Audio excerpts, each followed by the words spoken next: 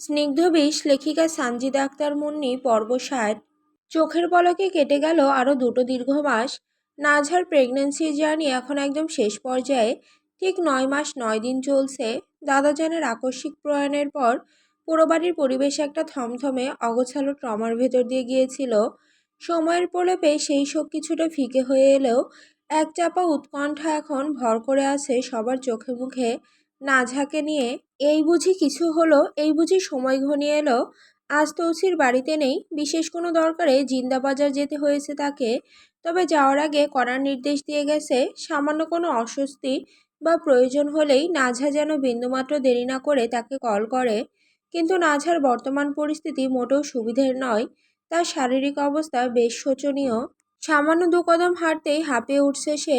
ফুসফুস পর্যাপ্ত বাতাস টেনে নিতেও তাকে যুদ্ধ করতে হচ্ছে। পেটের ভেতর বিন্দু থেকে প্রাণ পাওয়া তিনটে অস্তিত্ব। এই ত্রিমাত্রিক ভার বয়ে বেড়ানো কি চারটেখানি কথা? এক একটা মুহূর্ত অনন্তকালের সমান মনে হচ্ছে তার কাছে। মেরুদণ্ডে একটানা চিনচিনে ব্যথা, শরীর ফুলে ভারী হয়ে আছে। আয়নার সামনে দাঁড়িয়ে নাজহা আজকাল নিজেকেই চিনতে পারে না। সামনে দাঁড়িয়ে থাকা মেয়েটাকে দেখে তার মনে হয় এ হয়তো অন্য কেউ, অচেনা, অপরিচিত, দূরের কোনো মানুষ। আয়নার কাছে প্রতিফলিত মুখটার দিকে সে অপলক তাকিয়ে থাকে। চোখের নিচে কালির ছোপ, গাল দুটো ফুলে ভারী হয়ে গেছে, ঠোঁট ফেটে শুকনো। অথচ এই মুখটাই তো একদিন কত প্রাণবন্ত ছিল, কত উজ্জ্বল ছিল। বড় আকৃতির পেটটার ভারে তার নিজের অস্তিত্বই ঢাকা পড়ে যায় আয়নার প্রতিবিম্বে।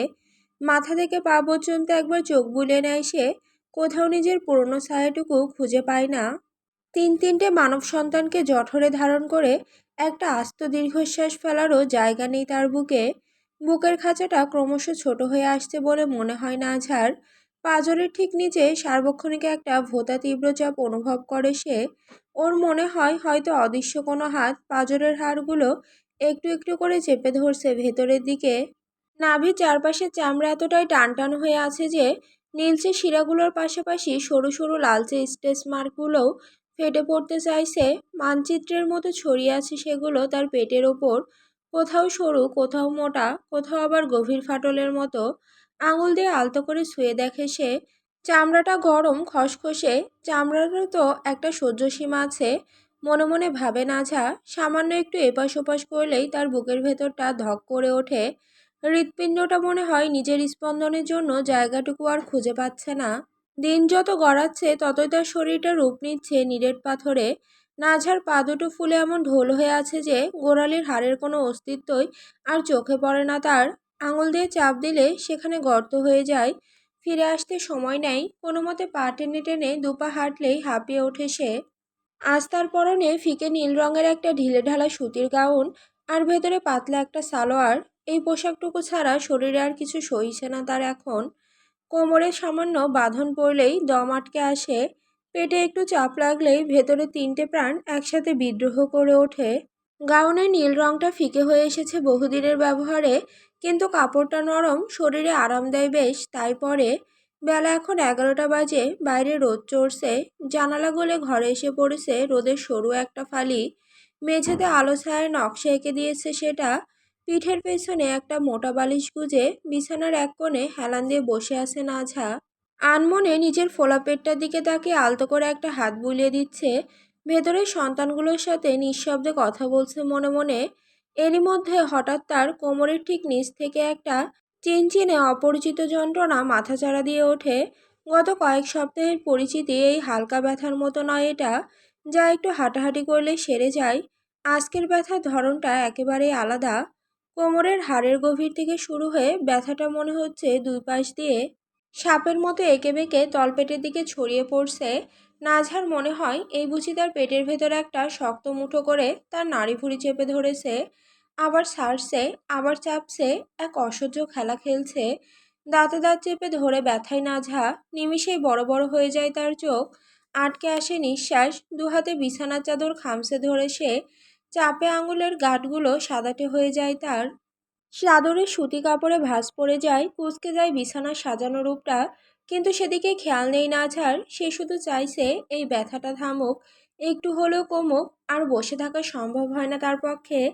চাদরের ভর দিয়ে কোনো মতে উঠে দাঁড়ায় নাঝা, কিন্তু দাঁড়াতেই তার পা দুটো থরথর করে কেঁপে ওঠে, হাঁটুর জোর মনে হচ্ছে কেউ জাদু বলে শুষে নিয়েছে। পেটের ভারে শরীরটা সামনের দিকে হুমড়ি খেয়ে পড়তে চায়। কোমরে হাত দিয়ে কোনো মতে নিজেকে সামলে নেয় সে। দু কদম এগোতে চায়, কিন্তু তলপেটে এমন এক টান লাগে যে মেঝের সাথে তার পা দুটো আঠার মতো আটকে যায়। আবার ধপ করে বসে পড়ে বিছানায় নাঝা। কিন্তু স্বস্তি মেলে না তার। বসলে পেটে চাপ, দাঁড়ালে পায়ের কাঁপুনি, আর শুতে গেলে দম বন্ধ হয়ে আসে তার। কোথাও একরত্তি শান্তি নেই। বিছানার এক পাশ থেকে ওপাশ করে সে। বালিশটা বুকের কাছে চেপে ধরে, কখনো আবার ছেড়ে দেয়। মাথার চুলগুলো এলোমেলো হয়ে কপালে পড়ে আসে। গাউনের কাঠটা একদিকে নেমে গেছে, কিন্তু এসব ঠিক করার মতো অবস্থায় সে নেই এখন। ব্যথাটা একটানা আসছে না, বরং আসছে সর্বনাশা ঢেউয়ের মতো। জলোচ্ছ্বাসের আগে সমুদ্রের পানি যেমন ফুলে ফেঁপে ওঠে, ঠিক তেমন। প্রথমে কোমরের এক কোণায় হালকা একটা টান, এরপর সেটা ক্রমশ ছড়িয়ে পড়ছে পুরো তলপেটে। শেষে পাঁজরে এসে আছড়ে পড়ছে। পেটের দুপাশে মনে হচ্ছে কেউ অদৃশ্য দড়ি বেঁধে উল্টো দিকে টানছে। কয়েক সেকেন্ডের জন্য সেই টান মারাত্মক হয়ে ওঠে, তারপর ধীরে ধীরে নেমে যায়। নাঝা সবেমাত্র একটু হাঁপ ছাড়ার সুযোগ পায়, আর তখনই আগের চেয়েও কয়েকগুণ তীব্রতা নিয়ে ধেয়ে আসে দ্বিতীয় ব্যথার ঢেউ। প্রথমবার দাঁতে দাঁত চেপে কোনো মতে সয়ে নেয় সে। দ্বিতীয়বার আর পারে না। পলক ফেলার আগেই তার গাল বেয়ে গড়িয়ে পড়ে নোনা পানি। ফোঁটায় ফোঁটায় চিবুক বেয়ে নামতে থাকে সেই পানি। গাউনের কলারে এসে শোষিত হয়ে যায়। তৃতীয়বার তার মুখ ফসকে বেরিয়ে আসে একটা যন্ত্রণাকাতর গোঙানি। প্রায় শোনাই যায় না এমন। ঠোঁট কামড়ে শব্দটা গিলে ফেলতে চায় নাঝা, কিন্তু পারে না সে। দুহাতে পেটটা আঁকড়ে ধরে সে। মনে হয় হাত দিয়ে টেনে যদি এই ব্যথাটা শরীর থেকে বের করে দেওয়া যেত, তাহলেও শান্তি পেত। গাউনের কাপড়টা খামচে ধরায় তার আঙুলের ফাঁকে ভাঁজ পড়ে যায় সুতির কাপড়ে। কপাল বেয়ে নামা ঘামের ফোঁটাগুলো তার চোখের পানির সাথে মিশে একাকার হয়ে যাচ্ছে। চুলের গোড়া ভিজে সপসপে। সামনের দিকে চুলগুলো লেপ্টে আসছে তার কপালে। ঘাড়ের কাছে চিটচিটে অস্বস্তি। ঘামে গাউনটা পিঠের সাথে একেবারে সেটে গেছে তার। বগলের নিচ দিয়েও ঘাম গড়িয়ে নামছে, কাপড় ভিজিয়ে দিচ্ছে। ঠোঁট কামড়ে কান্না চাপা দেওয়ার আপ্রাণ চেষ্টা করে সে। তবু ঠোঁট দুটো থরথর করে কাঁপছে। চোয়ালটা পাথরের মতো শক্ত করে রেখেছে নাঝা। এখন ভেঙে পড়লে চলবে না। নিজেকে এই কথাটাই বারবার বলছে সে মনে মনে। আর একটু শক্ত থাকতে হবে। এই তো এই অসহ্য ব্যথা, তার উপর ভেতরে তিনটে অবুঝ প্রাণ একসাথে প্রলয় নাচন শুরু করেছে। কেউ একজন তার পাঁজরের নিচে ছোট্ট পা দিয়ে লাথি ছুটছে। কেউ তলপেটে প্রবল চাপ দিচ্ছে। কেউ আবার দুদিক থেকে ধাক্কা দিয়ে বেরিয়ে আসার পথ খুঁজছে। পেটের পাতলা চামড়ার নিচ দিয়ে স্পষ্ট বোঝা যাচ্ছে কোথায় একটা ছোট্ট হাত সরে যায়, কোথায় একটা ছোট্ট গোড়ালি ফুটে উঠছে, আবার মিলিয়ে যায়। চামড়ার ওপর ছোট ছোট ঢেউ খেলে যাচ্ছে। মনে হচ্ছে পানির নিচে কেউ আঙুল ঠেকিয়ে নড়াচড়া করছে। তাদের এই প্রতিটি নড়াচড়া নাঝার যন্ত্রণার আগুনে ঘি ঢালছে। ভেতরে তিনটে আলাদা ঝড়, আর সেই ঝড়ের ঠিক কেন্দ্রে সম্পূর্ণ একা দাঁড়িয়ে সে। ঘরে আর কেউ নেই, আশেপাশে আর কেউ নেই, শুধু সে আর তার ভেতরে তিনটে প্রাণ। এত কষ্ট সে সইবে কি করে? একবার ভাবে চিৎকার করে কাউকে ডাকবে, কিন্তু গলা দিয়ে আওয়াজ বের হয় না। শব্দগুলো গলার ভেতরে আটকে আছে কাটার মতো। ব্যথার ফাঁকে ফাঁকে দম নেওয়ার চেষ্টা করে নাঝা। লম্বা করে শ্বাস টেনে মুখ দিয়ে ছাড়তে চায়, কিন্তু আফসোস, বুক ভরে শ্বাস নেওয়ারও উপায় নেই তার। পেট এত বড় যে ফুসফুসে প্রসারিত হওয়ার জায়গাটুকু অবশিষ্ট নেই। ছোট ছোট ছেঁড়া ছেঁড়া নিঃশ্বাস টানে সে। নাঝার হাত পা ক্রমশ বরফের মতো ঠান্ডা হয়ে আসছে, অথচ সারা শরীর ঘামে ভাসছে। আঙুলের ডগাগুলো অসাড় হয়ে যাচ্ছে তার। মেরুদণ্ড বেয়ে নেমে যাচ্ছে শিরশিরে অনুভূতি, ঠান্ডা স্রোতের মতো। ঘাড় থেকে শুরু করে কোমরের নিচ পর্যন্ত কান দুটো গরম হয়ে উঠেছে তার। ভেতরে ভো ভো একটা শব্দ ছাড়া আর কিছুই শুনতে পাচ্ছে না সে। ঠিক সেই মুহূর্তে একটা উষ্ণ ভেজা অনুভূতি টের পায় নাঝা। তার মনে হয় তার তলপেটের গভীর থেকে সিপি খুলে যায় কিছু একটার। ভেতরে সেই অসহ্য চাপটা হঠাৎ করেই একটু কমে আসে তার। চমকে ওঠে সে। কি হলো এটা? প্রথমে কিছুই বুঝতে পারে না নাঝা। গাউনের নিচ দিয়ে কুসুম গরম একটা স্রোত গড়িয়ে পড়ে তার দুই পাকের ফাঁক গলে। প্রথমে অল্প, তারপর আরেকটু, তারপর আরও বেশি ঝিরঝির করে নেমে আসছে এই স্রোত। তার পরনের সালোয়ারটা কোমরের কাছ থেকে শুরু করে হাঁটু, তারপর গোড়ালি পর্যন্ত ভিজে জবজবে হয়ে যায় নিমিষেই। ভারী হয়ে আসা কাপড়টা লেপ্টে যায় তার পায়ের সাথে। এক মুহূর্তের জন্য তার মনে হয় শরীরের ওপর থেকে নিজের সব নিয়ন্ত্রণ বুঝি হারিয়ে ফেলে সে। নাঝা বুঝতে পারে না এ কি হলো, কিন্তু পরক্ষণে বিদ্যুতের ঝিলিকের মতো তার মাথার ভেতরটা পরিষ্কার হয়ে যায়, পানি ভাঙছে তার। এতদিন শুনে এসেছে এই কথা, এতদিন পড়েছে, আজ নিজে অনুভব করছে। ভয় আর বিস্ময় একসাথে এসে আছড়ে পড়ে তার বুকে। নিচের দিকে তাকায় নাঝা, তার পায়ের কাছে মেঝেতে ফোঁটা ফোঁটা পানি জমতে শুরু করেছে। টুপ করে পড়া প্রথম ফোঁটাটার পর আরও কিছু ফোঁটা, তারপর জায়গাটা ছোটোখাটো একটা পুকুরের মতো হয়ে যায়। পরনে ভিজে যাওয়া গাউনের উপর পেটের গোলাকার রূপটা এখন আরও স্পষ্ট হয়ে গেছে তার। কাপড়টা পেটের সাথে এমনভাবে সেটে গেছে যে নাভির গর্তটা পর্যন্ত দেখা যাচ্ছে। ভেতরে তিনটে প্রাণ নিঃশব্দে নিজেদের অস্তিত্বে জানান দিচ্ছে। কোনো শব্দ নেই, পূর্বাভাস নেই, শুধু শরীরটাই নিজের ভাষায় তাকে জানিয়ে দিচ্ছে সময় ফুরিয়ে এসেছে, অপেক্ষার পালা শেষ। এবার মিলনের ক্ষণ। দীর্ঘ 9 মাস 10 দিন বুকে আগলে রাখা তিনটে প্রাণ এবার পৃথিবীর আলো দেখতে ব্যাকুল। নাঝার চোখ দুটো ঝাপসা হয়ে আসে, চারপাশের পৃথিবীটা একটু ঘোলাটে ঠেকে তার কাছে। তার গাল বেয়ে অনবরত পানি গড়াচ্ছে, সে খেয়ালও করছে না। নাঝা কাঁপতে থাকা ঠোঁটের কোণে ফুটে ওঠে এক চিলতে অদ্ভুত হাসি। তীব্র যন্ত্রণার ভয়কে চাপে তার বুকের ভেতর মাতৃত্বের এক অনাবিল আনন্দ পাক খাচ্ছে। তিনটে ছোট্ট মুখ দেখার প্রহর, তিনটে ছোট হাতের আঙুল নিজের আঙুলে জড়িয়ে ধরার অপেক্ষা, তিনটে ছোট হৃদস্পন্দন তার বুকের সাথে মিলিয়ে শোনার স্বাদ। নিজের পেটের উপর হাত রেখে আলতো করে বুলিয়ে দিয়ে ফিসফিস করে বলে নাঝা, একটু সবুর করো তোমরা, আর নেই সময়, আর এক মুহূর্তও নষ্ট করা যাবে না। কাপা হাতে বালিশের পাশ থেকে ফোনটা টেনে নেয় সে। স্ক্রিনে আঙুল রাখতে গিয়ে বারবার ভুল হয়ে যাচ্ছে তার। হাত কাঁপছে এত যে স্ক্রিনের লক খুলতে কয়েক সেকেন্ড লেগে যায়। কোনো মতে বিছানায় বসে ইকরাকে ফোন লাগায় নাঝা। কানের কাছে ফোনটা চেপে ধরে সে। রিং বাজছে একবার দুবার, কিন্তু ইকরা ফোন ধরে না। ইকরা এখন অফিসে, কাজের চাপে ব্যস্ত। ফোনের রিংটোন বাজতেই কিছুটা বিরক্তি নিয়ে স্ক্রিনের দিকে তাকায়, কিন্তু নাঝার নামটা দেখে তার ভ্রু কুঁচকে যায়। এই সময় নাঝা ফোন দিচ্ছে। কিছু কি হলো? দ্রুত ফোনটা কানে ঠেকায় সে। ওপাশ থেকে নাঝার কাপা ভাঙা গলার স্বর ভেসে আসে। কথা ঠিকমতো বের হচ্ছে না তার মুখ থেকে, কিন্তু যা বলছে তাতে ইকরার বুকের ভেতরটা ধক করে ওঠে। নিজের বর্তমান অবস্থার কথা জানিয়ে ইকরাকে সে নির্দেশ দেয় তৌসিরকে খবর দিতে। নাঝা নিজে তৌসিরকে ফোন দেয় না, তার ইচ্ছে নেই তৌসিরকে ফোন দেওয়ার। ইকরা নাঝাকে বলে, তুই চিন্তা করিস না নাঝা, আমি এক্ষুনি তৌসির ভাইকে জানাচ্ছি, তুই শুধু একটু শক্ত থাক, আমি আসছি। খবর পেয়ে ইকরা এক সেকেন্ডও দেরি না করে তৌসিরের নাম্বারে ডায়াল করে। অফিসের করিডোর দিয়ে দ্রুত পায়ে হাঁটতে হাঁটতে ফোনটা কানে ঠেকিয়ে রাখে সে। ওদিকে তৌসির আর রুদ্র সবেমাত্র বাড়ির মেইন গেট দিয়ে ভেতরে ঢুকছে। দুপুরের কড়া রোদ মাথার ওপর, কপালে চিকচিক করছে ঘাম। দুজনেই কিছু একটা নিয়ে আলোচনা করতে করতে আসছিল। হঠাৎ পকেটে ফোনের ভাইব্রেশন অনুভব করে তৌসির। বুক পকেট থেকে ফোনটা বের করে স্ক্রিনের দিকে এক নজর তাকায় সে। ইকরার নাম দেখে তার ভ্রু কুঁচকে যায়। কানে ঠেকায় ফোনটা আর বলে, কি হয়েছে রে, তুই ফোন মারাসকে আমারে? ফোনের ওপাশ থেকে ইকরার গলাটা কেঁপে ওঠে। তাড়াহুড়ো করে সে বলে ওঠে, ভাই ঘরে যাও, নাঝার পানি ভাঙতেছে। কথাটা কানে যেতেই তসরির বুকের ভেতরটা ধক করে ওঠে। মুহূর্তের জন্য ওর মনে হয় পায়ের তলা থেকে মাটি সরে যাচ্ছে। চোখের সামনে দুনিয়াটা বোধহয় ঘুরপাক খায় একবার। ওর গলার ভেতরটা শুকিয়ে আসে নিমিষেই। কোনো রকমে নিজেকে সামলে নিয়ে সে ফোনটা কেটে দেয়। তারপর এক প্রকার দৌড়ে সে ঘরের দিকে ছোটে। দৌড়াতে দৌড়াতেই তৌসির রুদ্রকে হাঁক ছাড়ে। রুদ্র, হসপিটালে ফোন লাগা, রেডি থাকতে কর সবাই রে, আর গাড়ি রেডি কর জলদি। রুদ্র কিছু জিজ্ঞেস করার সময় পায় না, সে শুধু তৌসিরের চোখের দিকে এক পলক তাকিয়ে বুঝে নেয়। লুঙ্গির দুই কোণ তুলে হাতে চেপে ধরে তৌসির দৌড়ে বাড়ির ভেতর প্রবেশ করে। উঠানে পা রাখতেই বিবিজান অবাক হয়ে চোখ তুলে তাকান। কপাল কুঁচকে তিনি জিজ্ঞেস করেন, কে রে, তোরে কে দৌড়ায়? তৌসির দম নেওয়ার ফুরসত না নিয়ে উত্তর দেয়, বিবিজান, হাসপাতালে যাইতে হইব, তাড়াতাড়ি রেডি হও। এটুকু বলে সে আর দাঁড়ায় না। বিবিজানের প্রশ্নের অপেক্ষাও সে করে না, সোজা ঘরের দিকে এগিয়ে যায়। ঘরের দরজা ঠেলে ভেতরে ঢুকতেই তৌসিরের পা থমকে যায় এক মুহূর্তের জন্য। সে যা দেখে তাতে ওর বুকের ভেতরটা মুচড়ে ওঠে।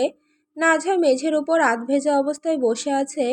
তার চুলগুলো এলোমেলো, কপালে ঘাম জমে আছে বিন্দু বিন্দু। সেই ঘাম ওর গাল বেয়ে নেমে এসে চোখের পানির সাথে মিশে একাকার হয়ে গেছে।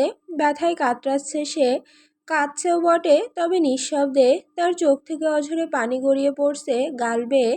কিন্তু ওর মুখ থেকে কোনো আওয়াজ বের হচ্ছে না। তার ঠোঁট দুটো শুধু কেঁপে কেঁপে উঠছে। একটা চাপা গঙ্গানি ওর গলায় এসে আটকে যাচ্ছে বারবার। দৃশ্যটা দেখে তৌসিরের কলিজাটা পুড়তে শুরু করে। মনে হয় কেউ মুঠোয় পড়ে চেপে ধরেছে ওর কলিজাটা। তার চোখের সামনে পৃথিবীটা ঝাপসা হয়ে আসে এক পলকের জন্য। দ্রুত পায়ে সে এগিয়ে যায় নাঝার দিকে। কাছে গিয়ে হাঁটু গেড়ে বসে পড়ে সে নাঝার পাশে। মেঝের পানিতে তার লুঙ্গির কোণ ভিজে যায়, কিন্তু সেদিকে ওর ভ্রুক্ষেপ নেই। এই অবস্থায় নাঝাকে কোলে তুলে নেওয়া সহজ কাজ নয়। নাঝার শরীরটা ভারী, পেটের আকার বড়। তবে তৌসিরের জন্য এটা কোনো ব্যাপার না। সে ঝুঁকে এক হাত নাঝার পিঠের নিচে আর অন্য হাত ওর হাঁটুর নিচে দিয়ে আস্তে করে তাকে কোলে তুলে নিয়ে দাঁত চেপে নাঝার দিকে তাকিয়ে বলে, আমাকে ফোন দেওয়া যাইতো না? ইকরা তোর লাং না আমি, যে ওরে ফোন করস? বাড়িতে আর কেউ নাই, বেদনায় ধরছে বলতে পারলি না? তার কথাগুলোর ভেতর ক্রোধ নেই, আছে শুধু অসহায়ত্ব। সেই অসহায়ত্ব তার গলার ভেতর থেকে চুইয়ে পড়ছে। কথাগুলো শুনে নাঝা কোনো উত্তর দেয় না। উত্তর দেওয়ার মতো শক্তি ওর শরীরে নেই। সে শুধু এক হাতে তৌসিরের ঘাড়ের কলার চেপে ধরে। তার আঙুলগুলো কেঁপে কেঁপে কাপড়টাকে আঁকড়ে ধরে রাখে। আর এক হাত সে রাখে নিজের পেটের ওপর। ব্যথায় কেঁপে কেঁপে ওঠে ওর সারা শরীর। কাপা গলায় নাঝা ফিসফিস করে তৌসিরকে বলে, আমার আব্বাকে বলুন আসতে। আমি মৃত্যুর আগে ওনাকে একবার দেখতে চাই। আমার আব্বা খারাপ হলেও আমি ওনাকে ভালোবাসি। কথাটা শুনে তৌসিরের পা এক মুহূর্তের জন্য ভারী হয়ে আসে। ওর বুকের ভেতর কিছু একটা ভেঙে পড়ে, তবু সে থামে না। থামার সময় এটা না। নাঝাকে সে শক্ত করে নিজের বুকের সাথে চেপে ধরে ঘর থেকে বেরিয়ে আসে। নাঝার মাথাটা ওর বুকে এসে ঠেকে। বাড়ির সবাই তৌসিরের পেছন পেছন আসেন। কেউ আঁচল চেপে কাঁদছেন, কেউ মুখে আল্লাহর নাম জপছেন। সবার মুখে দোয়া, সবার চোখে আতঙ্ক। নাঝাকে নিয়ে সবার চিন্তায় মরছেন। উঠান পেরিয়ে গাড়ির কাছে এসে তৌসির নাঝাকে আস্তে করে পিছনের সিটে শোয়ায়। তারপর নিজে বসে। বিবিজান কোনো রকমে দৌড়ে এসে সামনের সিটে বসেন। রুদ্র দ্রুত গাড়ি স্টার্ট দেয়। ইঞ্জিনের গর্জনের সাথে সাথে গাড়িটা সিটকে বেরিয়ে যায় বাড়ির গেট পেরিয়ে। যাওয়ার আগে বিবিজান সিমরানকে ডেকে বলে গেছেন, ইকরা আর ওর প্রয়োজনীয় সব জিনিস সব গুছিয়ে যেন 1 ঘন্টার ভেতরে হাসপাতালে পৌঁছায়। গাড়ি চলতে শুরু করতেই নাঝার ব্যথা আরও বেড়ে যায়। নিজের পেটে 2 হাত চেপে ধরে সে চিৎকার করে ওঠে। কেঁদে কেঁদে নাঝা বলে ওঠে, তৌসির, আমি এই ব্যথা নিতে পারছি না। নাঝার মনে হতে থাকে কলিজাটা বেরিয়ে আসছে তার শরীর থেকে। প্রতিটা মুহূর্ত এখন তার কাছে এক একটা যুগের সমান। তৌসির নাঝাকে শান্ত করতে নাঝার পেটে আলতো করে হাত বুলিয়ে দিতে দিতে বলে, কিচ্ছু হবে না কৈতরী, কিচ্ছু হবে না, আমি আসি তো। নাঝা হঠাৎ তৌসিরের ডান হাতটা শক্ত করে চেপে ধরে। তার চোখের দিকে স্থির দৃষ্টিতে তাকিয়ে ব্যথাযুক্ত গলায় বলে, তৌসির শিকদার, আমি মারা গেলে আপনি আমার জানাজায় দাঁড়াবেন না। আমার কবরের এক মুঠো মাটিও দিবেন না। আমার লাশ দেখবেন না আপনি। আপনি কিন্তু কথা দিয়েছিলেন অনেকবার, রাখতে হবে কিন্তু, নয়তো আমার রুহু আপনাকে অভিশাপ দিবে। বলুন হ্যাঁ, বলুন হ্যাঁ, বলুন। তৌসিরের বুকটা ফেটে যাচ্ছে। একে তো নাঝার এই অবস্থা, তার মধ্যে এত কঠিন ওয়াদা। তার কণ্ঠ আটকে আসে। চোখের কোণে জমা পানিটা নিজেকে আড়াল করার চেষ্টা করছে, তবে পারছে না। তৌসিরের মনে হয় পুরো জীবনে সব কষ্ট এই এক মুহূর্তে এসে জড়ো হয়েছে। সে নাঝার কাঁধে আলতো করে হাত রেখে মাথা নাড়িয়ে বলে, জি জি, আমি রাখমু, তো সব কথা রাখমু। কথাটা শোনার পর নাঝা একটু শান্ত হয়। তৌসিরের হাত চেপে ধরে সে চোখের পানি ছেড়ে দিয়ে ভাঙা গলায় বলে, আমার সন্তানগুলো মা হারা হয়ে গেলে অবহেলা কইরেন না। খুনি বানিয়েন না, মানুষ বানিয়েন কেমন। আমার ছেলে হলে ওদের ভালো কাজে লাগিয়েন। আপনার মতো নিষ্ঠুর জীবন ওদের দিয়েন না। আর মেয়ে হলে আমার আব্বা যেভাবে আমাকে স্বার্থের জন্য বিক্রি করে দিয়েছে, এভাবে বিক্রি করে দিয়েন না কেমন। বাবা হিসেবে ভালো হয়েন তৌসির শিকদার। তৌসির নিঃশব্দে শুনে যায়। ওর কণ্ঠটা এখন কোথাও আটকে গেছে। তার বুকের ভেতর শব্দটা ভিড় করছে, কিন্তু একটাও বাইরে আসছে না। নাঝা একটু দম নিয়ে আবার বলতে শুরু করে। তার কণ্ঠটা ক্রমে ক্ষীণ হয়ে আসছে। তাও সে বলে, আমার মাস্টার চাচুর লাশটা যেখানে পুঁতেছেন তার ডান পাশে আমার কবর দিয়েন। আমি অনেক খারাপ একটা মা। আমার সন্তানদের বললেন, বললেন ওদের পৃথিবীতে আনতে আমি চাইনি। কথাটা শেষ না হতেই ব্যথা আবার আঁকড়ে ধরে ওর পেটের তলায়। ছটফটিয়ে ওঠে সে। তার শরীরটা ধনুকের মতো বাঁকা হয়ে যায়। দাঁতে দাঁত চেপে ধরে চিৎকারটাকে সে গলার ভেতরে চেপে রাখার চেষ্টা করে। তৌসিরের চোখে পানি টলমল করছে এই কথাগুলো শুনে। ওর বুকের ভেতর কোথায় একটা বাঁধ ভাঙছে, কিন্তু সে সেটা প্রকাশ করতে পারছে না। রুদ্র যত দ্রুত পারে গাড়ি চালাচ্ছে। হর্নের শব্দে রাস্তার পাশের গাড়িগুলো একপাশে সরে যাচ্ছে, কিন্তু এই গতিও তার কম মনে হচ্ছে। রাস্তাটা মনে হচ্ছে আজ অনেক লম্বা হয়ে গেছে। প্রতিটা সিগন্যাল, প্রতিটা মোড় এক একটা যুগের সমান মনে হচ্ছে। নাঝার মনে হচ্ছে ভেতরে তিনজন একসাথে বেরিয়ে আসবে, তার ফেটে যাবে হয়তো। কোনো রকমে সে তৌসিরের কাঁধে হাত রাখতে চায়, কিন্তু ওর হাতটা পিছলে গিয়ে আটকায় তৌসিরের বুকে। তৌসিরের শার্টের কাপড়টা মুঠোয় খামছে ধরে কেঁদে ওঠে নাঝা। মৃত্যুর আগে একটাবার আমি আমার নিষ্ঠুর বাপ চাচাদের দেখতে চাই। তারা নিষ্ঠুর হলেও আমি তাদের ভালোবাসি। আমাকে তাদের সাথে দেখা করান। কথাটা বলেই নাঝা হু হু করে কেঁদে ওঠে। বুক কাঁপিয়ে কাঁদে সে। তৌসির ওর পিঠে আলতো হাত বুলিয়ে দিতে দিতে বলে, চুপ কর বলছি, তোর বাপরে বলছি, তোর কিচ্ছু হবে না। তুই এত সহজে মরলে আমাকে ঘৃণা করবে কে? অনেক ঘৃণার হিসাব তোর আমার বাকি। নাঝা ব্যথায় দুই হাতে পেট চেপে ধরে। ক্ষীণ গলায় সে বলে, আমার মৃত্যুর পর মায়াকে বিয়ে কইরেন। ও আপনার সন্তানদের ভালো রাখবে, ভালো রাখবে আপনাকেও। তৌসির এ কথায় নাঝার দিকে তাকায়, কিন্তু কিছু বলে না সে। বলার মতো কোনো শব্দ ওর কণ্ঠে আসে না। শুধু দাঁত দিয়ে নিজের ঠোঁটটা সে নিজে চেপে ধরে রাখে, যাতে ভেতরের কান্নাটা বাইরে বেরিয়ে আসতে না পারে। হাসপাতালে গাড়ি এসে থামে। নার্স আর ডাক্তাররা রেডি। তারা স্ট্রেচার নিয়ে দাঁড়িয়ে আছেন গেটের সামনেই। রুদ্র আগে ফোন করে সব জানিয়ে রেখেছে। গাড়ির দরজা খুলে তৌসির আগে নামে। তারপর সাবধানে সে নাঝাকে কোলে তুলে নেয়। নাঝাকে স্ট্রেচারে শোয়াতে গিয়ে এক মুহূর্তের জন্য তার হাত কাঁপে। ব্যথায় নাঝার নাক মুখ লাল হয়ে গেছে। ঠোঁট কামড়ে ধরে রাখার চেষ্টা করছে সে। কান্না পারছে না। তার কপালের ঘামে চুল লেগে আছে। নাঝাকে যখন অপারেশন থিয়েটারে নিয়ে যাওয়া হবে, ঠিক তখনই হাসপাতালের গেট দিয়ে আরেকটা গাড়ি এসে থামে। নাঝার আব্বা সিদ্দিক সাহেব এসেছেন। তার সাথে ছোট চাচ্চু, লাল চাচ্চু, বড় চাচ্চু, মেজো চাচ্চু, বড় বাবা, সেজো বাবা সবাই এসেছেন। প্রায় ছুটতে ছুটতে তারা নামেন। বাড়ি থেকে বের হওয়ার সময় বিবিজান তাদের খবর দিয়ে এসেছিলেন। নাঝার পাশে এখন তৌসির দাঁড়িয়ে আছে। ওর চোখ লাল, মুখ শক্ত হয়ে গেছে। তৌসিরের কলিজাটা পুড়ে যাচ্ছে। ওর মনে হচ্ছে চারপাশে সব কিছু ধ্বংস হয়ে যাচ্ছে। নাঝা তৌসিরের লুঙ্গিতে আলতো করে টান দেয়। ওকে নিজের দিকে ঝুঁকতে বলে ইশারায়। তৌসির ঝুঁকলে ক্ষীণ গলায় সে বলে, আমার আব্বাকে দেখতে দিন। সিদ্দিক সাহেব দৌড়ে আসেন তাদের দিকে। নাঝার পাশে এসে দাঁড়ান তিনি। ছোট চাচুরা সবাই এসে দাঁড়ান চারপাশে। সিদ্দিক সাহেব কাপা হাতে নাঝার মাথায় হাত বুলিয়ে দেন। কোনো রকমে তিনি বলেন, কিচ্ছু হইব না আম্মা, তুমি চিন্তা কইরো না। কথাটা বলে তিনি ঝুঁকে নাঝার কপালে নিজের ঠোঁট ছোঁয়ান। বহুদিন পর, বহুদিন পর, বিয়ের পর হয়তো এই প্রথম তিনি আদর করলেন নাঝাকে। এই স্পর্শে নাঝার সারা শরীর কেঁপে ওঠে। নাঝা ওনার হাতটা শক্ত করে চেপে ধরে কেঁদে ওঠে। কাপা গলায় সে বলে, আব্বা একটা কথা রাখবে? সিদ্দিক সাহেব আধো গলায় বলেন, বলো মা। তার চোখে পানি চলে আসে। তিনি নিজেই জানেন না আজ কেন তার এত কষ্ট হচ্ছে। নাঝার জন্য এত টান তিনি কখনো অনুভব করেননি। আজ ওনার বুকের ভেতর কোথাও একটা পাথর গলে যাচ্ছে।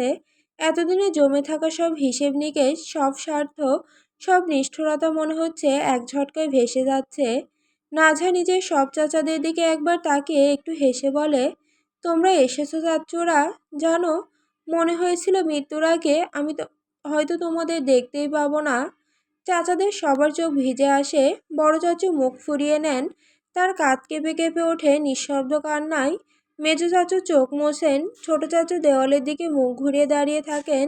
কেউ কোনো কথা বলতে পারেন না। শব্দটা এখন সবার গলায় গিয়ে আটকে গেছে। এইটুকু বলেই নাজহা সিদ্দিক সাহেবের দিকে তাকায়। ওনার চোখে চোখ রেখে সে ভাঙা গলায় বলে, আব্বা, আমার জানাজায় তুমি সামিল হইও না। তুমি আমার কবরের মাটি ছুঁইও না। তুমি আমার লাশ দেখো না। আমার কথাটা রাইখো, নয়তো আমার রুহু কষ্ট পাবে। সিদ্দিক সাহেবের হাত কেঁপে ওঠে শুনে। তিনি কিছু বলতে চান, কিন্তু পারেন না। ওনার কণ্ঠ আটকে যায়। মেয়ের মুখ থেকে এই কথা শুনে ওনার মনে হচ্ছে ওনার বুকের ভেতরে কেউ ছুরি বসিয়ে দিয়েছে। সেই ছুরি ধীরে ধীরে এমনভাবে ঢুকছে যে তিনি চিৎকার করারও শক্তি পাচ্ছেন না। নাঝা আবার বলে, তুমি আমায় নিজের মেয়ে মনে করো না আব্বা। আমি মরেছি কি বেঁচেছি এতে তোমার কিছু যায় আসে না আব্বা। তাই তুমি আমার জানাজায় সামিল হইও না আব্বা। একটু থেমে দম নিয়ে কাঁদতে কাঁদতে নাজহা বলে, আব্বা, তুমি অনেক নিষ্ঠুর আব্বা। কিন্তু আমি তো তোমার মেয়ে, তোমার মা, তাই তোমায় ঘৃণা করতে পারলাম না। সিদ্দিক সাহেবের চোখ থেকে 2 ফোঁটা পানি গড়িয়ে পড়ে নাজহার হাতের ওপর। তিনি কিছু বলবেন নাজহাকে, কিন্তু বলতে পারেন না।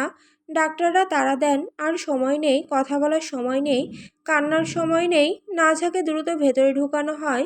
স্ট্রেচারের চাকা মেঝেতে ঘষা খেতে খেতে এগিয়ে যেতে শুরু করে।